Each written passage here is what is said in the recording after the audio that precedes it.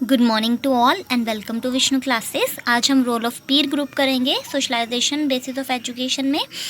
सबसे पहले हमने रोल ऑफ होम किया था, role of family, role of school कर लिया हमने, और अब हम क्या करेंगे, role of peer group. Peer group क्या होते हैं? जो हमारे जैसे फ्रेंड्स होते हैं उन्हें ही पीर ग्रुप के मेंबर्स कहा जाता है।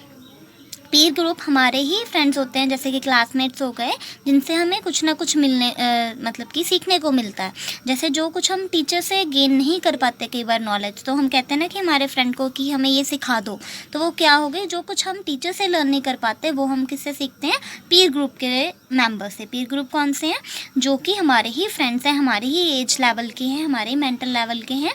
सो हमें वो कुछ ना कुछ नॉलेज देते हैं, उन्हें पीर ग्रुप कहा जाता है। मतलब कि अपने ही फ्रेंड सर्कल ग्रुप को पीर ग्रुप कहा जाता है, जो कि हमारे ही रैंक के होते हैं और डिस्कस करते हैं फ्रैंकली विदाउट एनी हेजिटेशन। मतलब कि कोई भी बातचीत करते हैं अच्छे तरीके से और दूसरों को जैसे समझा सकते हैं, कोई भी अपनी थिंकिंग को, अपने व्यू को जैसे हम करते हैं ना, फ्रेंड्स बात करते हैं, तो वही पीर ग्रुप होता है।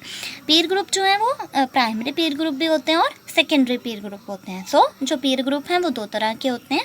प्राइमरी पीर ग्रुप जो है उसमें अर्ली प्ले ग्रुप्स आते हैं, जैसे कि छोटे होते हैं हम साथ में जिन बच्चों के साथ खेलते हैं वो क्या हो गए, हमारे अर्ली प्ले ग्रुप्स। फिर क्लीक्स होते हैं, ये भी हमारे एक तरह के फ्रेंड्स होते हैं, जैसे कि क्लास फ्रेंड्स होते हैं छोटी एज में, वो ये होते हैं। नेक्स्ट है गैंग्स। गैंग्स जो है वो दो तरह के होते हैं।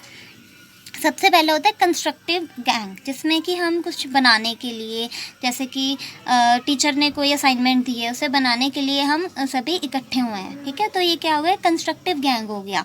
नेक्स्ट है डिस्ट्रक्टिव गैंग, मतलब कि कुछ तबाह करने के लिए, कुछ मतलब कि गलत करने के लिए जो इकट्ठे होते हैं बच्चे, उन्हें कहते हैं डिस्ट्रक्टिव गैंग।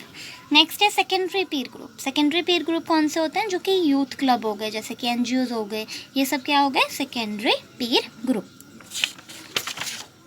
तो इनका रोल क्या है? सबसे पहला है सोशलाइजेशन, मतलब कि पीर ग्रुप से बच्चों में वही फीलिंग, मतलब कि मैं से हम वाली फीलिंग आती है। कोऑपरेट के साथ कैसे रहना है, कोऑपरेट कैसे करना है, कोऑपरेशन से दूसरे बच्चों की जो है अंडरस्टैंडिंग और बढ़ती है। मतलब कि एकता के साथ रहना, यूनिटी से रहना जो है बच्चों में आता है। तो पीर ग्रुप में क्या है, सोशलाइजेशन होती है। नेक्स्ट है सेंस ऑफ बिलोंगिंगनेस। बिलोंगिंगनेस मतलब कि जैसे कि ये हमारा नेशन है, ये हमारी कंट्री है, तो ऐसी भावनाएं होती है ना, तो ये क्या होगी, बिलोंगिंगनेस, कि हम सभी एक ही क्लास में पढ़ते हैं, तो ये भी क्या हो गई, सेंस ऑफ बिलोंगिंगनेस बच्चों में आती है।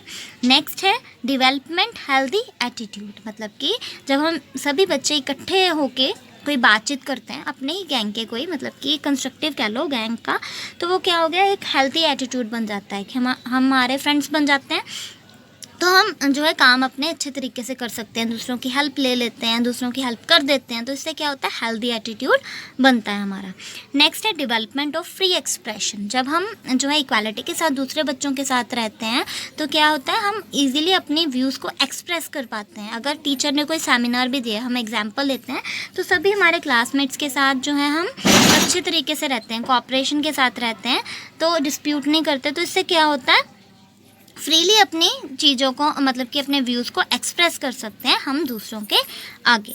नेक्स्ट है डेवलपमेंट ऑफ नॉलेज, मतलब कि अगर हम पीर ग्रुप से जो है हमें ज़्यादा नॉलेज मिलती है। ज़्यादा नॉलेज कैसे, कि अगर उस बच्चे ने वो कंसेप्ट सीखा है तो हम कहेंगे हमें भी सिखा दे, है ना। तो कई बार क्या होता है कि हम टीचर से वो चीज़ जो है नहीं कंसेप्ट समझ पाते हैं, जो कि हमने बच्चों से समझ लिया।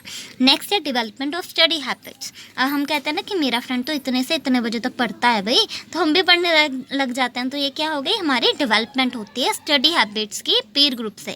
नेक्स्ट है इंटरेक्शन एंड क्लोजनेस, कि ये हमारा फ्रेंड है तो हम क्या होते हैं, उसके क्लोज हो जाते हैं और हम उनसे बात करते हैं, उसकी व्यूज़ जो है हमें पता चलती हैं, तो इस तरीके से हमारे जो इंटरेस्ट है हमें और बढ़ने लग जाते हैं। नेक्स्ट है सेल्फ डिपेंडेंस। सेल्फ डिपेंडेंस क्या है, कि हम अपने पर डिपेंड होते हैं, उनसे समझते हैं चीज़ें, पीर ग्रुप के साथ रहते हैं, तो हमें जो है सेल्फ डिपेंडेंस की भावना। नेक्स्ट है सेल्फ डिपेंडेंस। पीर ग्रुप के साथ रह के हमें सेल्फ डिपेंडेंस की भावना जो है हमारी, वो और इनकलकेट होती है। 9th है मॉडिफिकेशन ऑफ बिहेवियर, हमारा जो बिहेवियर है अगर हम अपने पीर ग्रुप के साथ रहते हैं तो वो भी चेंज होता है, हमारे व्यूज़ जो हैं वो चेंज होते हैं, जैसे कि हम बातें करते हैं दूसरे के व्यूज़ जानते हैं तो हमारा जो बिहेवियर होता है वो भी चेंज होता है। 10th है over round development of personality, Pir group में रह के जो हम बच्चे होते हैं उनकी डेवलपमेंट होती है, ठीक है, मतलब कि अपने ही एज लेवल के ग्रुप में रहकर ज़्यादा हमारी डेवलपमेंट हो पाती है, हमारी पर्सनैलिटी जो है वो और ज़्यादा डेवलप करती है। तो ये था हमारा role of peer group. Hope you like this. Thank you.